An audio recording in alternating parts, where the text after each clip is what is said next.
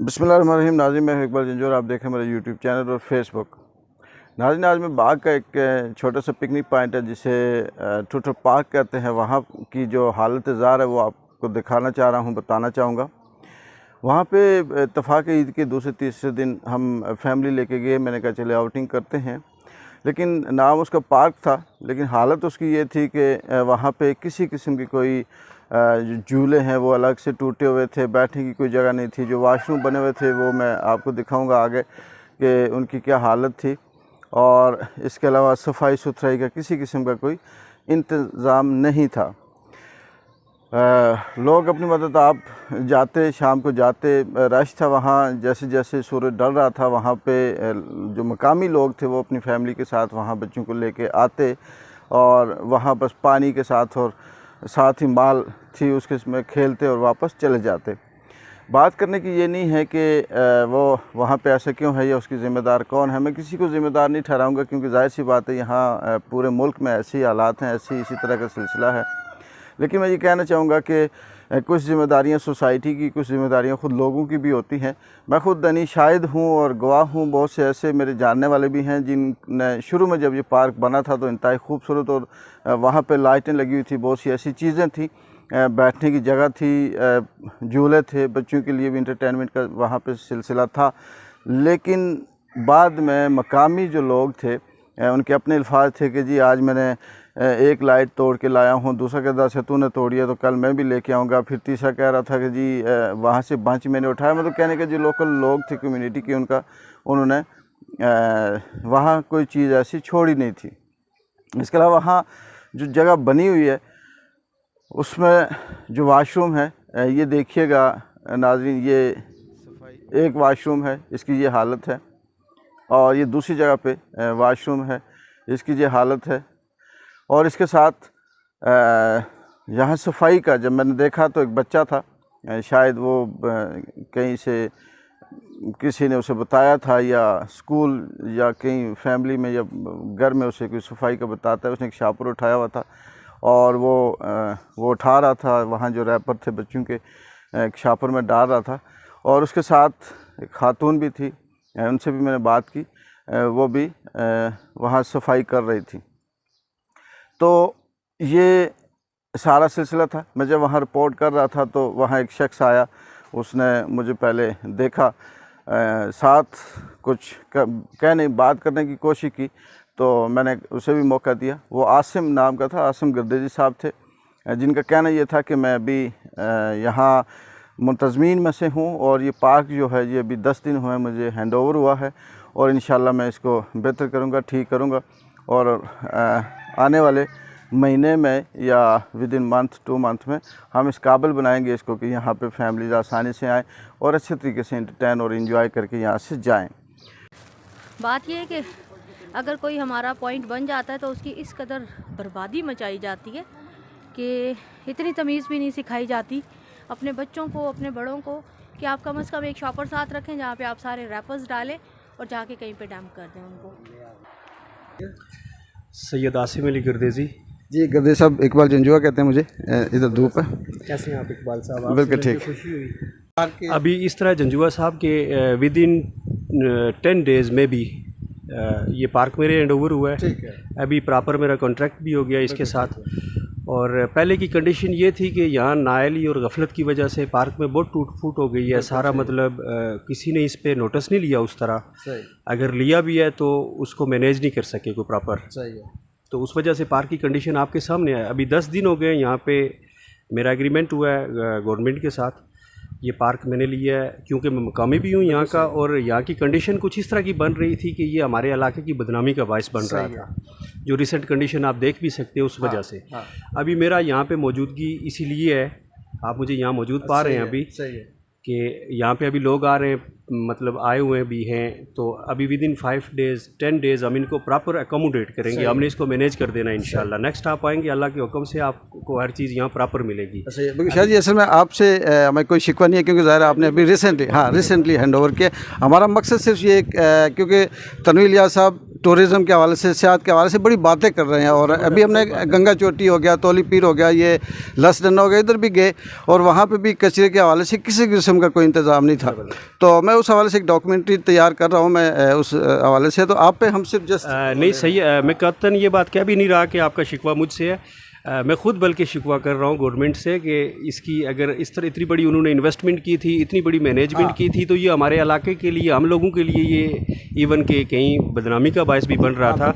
फिर हमने पर्सनली सिर्फ इसी वजह से इसको मैनेज किया कि यार नेक्स्ट जो इसमें बाकियात हैं ये भी ना ख़त्म हो जाएं और हम इसको यहाँ पे लोग आते हैं दूर से, वो यहाँ पे इंसल्ट ना हो उनको यहाँ पे प्रॉपर गाइड किया जाए, अच्छी अकोमोडेशन दी जाए और अल्लाह खैर करेगा विद इन मंथ हम इस चीज़ को प्रॉपर कर लेंगे।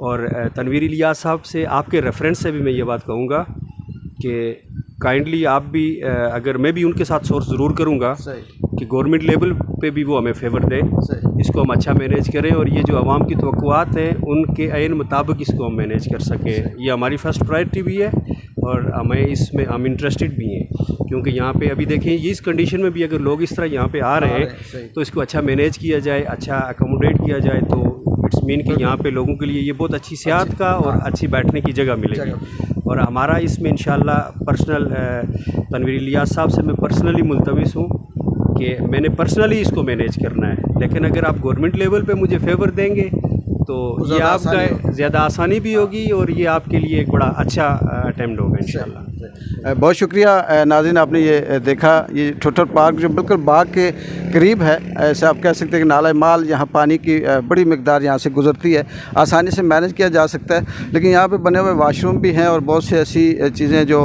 हम ये देखते हैं, बहुत से ऐसे जो टूरिस्ट आप कह सकते हैं कि अगर आते हैं तो उनको वाशरूम का या कहीं हाथ धोने का या इस तरह से पानी का भी मसला हो सकता है।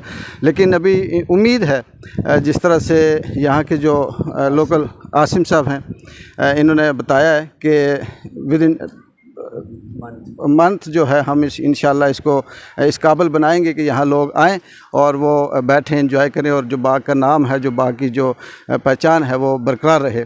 तो जी, और इसमें ये BDA के जो नौरोज़ साहब हैं उनकी बहुत काविश है, उनकी बहुत मेहनत है और उनकी दिल लगी की वजह से ये जो बाकी इसकी बाकियात मैनेज हो रही हैं ये उनकी काविश है। ये उनकी काविश की वजह से ये सारे मामलात इस तरह बने हैं कि ज़ाहिर बात है ये आगे हम मैनेज करेंगे और इसको हमने प्रॉपर कर देना है। अभी हमारे 5 से 6 तकरीबन 10 दिन या राउंड अबाउट इस तरह हुए हमारे एग्रीमेंट में। अभी ये जो ऊपर कमरा है ये जलाया गया हुआ था बिल्कुल, इसको मैंने मैनेज करवाया है, ये बिल्कुल जला हुआ था ये कमरा। साथ मस्जिद है, मस्जिद की ये रेलिंग्स, खिड़कियां वगैरह सब टूट गई थी और बहुत बुरी हालत थी इसकी, इवन के कारपेट वगैरह ये निकलवाए, इसको कलर करवाए अभी। फिर बीच में ईद की छुट्टियां और इस तरह के कोई मामलात हैं, अभी विद इन 2 डेज़ इसकी वर्किंग वापस स्टार्ट हो जानी है। ये छतरियाँ वगैरह हर चीज़ हमने प्रॉपर मैनेज करनी है, पानी का प्रॉपर बंदोबस्त करना हमने, और ये वाशरूम वगैरह विद इन मंथ जो भी इधर आएगा अल्लाह के हुक्म से वो इसको एक मिसाली पार्क पाएगा। सर बहुत शुक्रिया आपने हमें टाइम दिया, ये तो आपकी मेहरबानी। आप देख सकते हैं नाज़रीन के कोई शक नहीं है आज ईद की छुट्टियां भी हैं और इसके बावजूद ये यहाँ पे निगरानी के तौर पे और देख रहे हैं कि क्या सूरत हाल है। बहुत से ऐसे सयाह जो यहाँ आते हैं सैर व तफरी के लिए वो भी इनको बताते होंगे कि क्या क्या यहाँ चीज़ ज़रूरत होनी चाहिए। ऐसा मैं चाह रहा हूँ कि जैसे ये जो पत्थर यहाँ आम लगे हुए हैं तो यहाँ बैठने के लिए भी आसानी से बिल्कुल आपकी बात सही है। इसका हमने बल्कि प्रॉपर मैंने लाए हुए थे ये अक्सियन ज़हीर गर्दिज़ी साहब भी और उनकी टीम भी, प्रॉपर मैंने उनके रेफरेंस से भी इसको यूटिलाइज़ करना है। यहाँ पे बैठने के लिए अच्छी अच्छी माउंटीज़ बनानी है इन पत्थरों में। अगर अल्लाह ने खैर की तो मैं ये चाहता हूँ कि ये कहने की रस्मी बात ना हो, आप 1 माह के बाद फिर इधर विज़िट ज़रूर करें हमारे पास, 1-1.5 माह के बाद, और वैसे भी विज़िट तो आपका लगता रहेगा, तो जो बनेगा इंशाल्लाह आप उसको ख़ुद पर्सनल भी देख लेंगे। बहुत शुक्रिया सर। का मकसद किसी पे यहाँ तनकीद करना नहीं है, ये हिट नहीं करना। मैं ये नहीं कहूँगा कि ये इदारा है, ये फ़लाना है, ये इसके अंडर है और इसे इतना फ़ंड मिलता है या नहीं मिलता, ये इसको ऐसा करना चाहिए, ऐसा नहीं है। मैं सिर्फ ये कहना चाह रहा हूँ कि कहीं अगर ऐसी कोई पिकनिक पॉइंट है या कुछ इस तरह से एरियाज़ हैं, कहीं बैठने की जगह है, तो वो लोकल कम्युनिटी की अपनी होती है।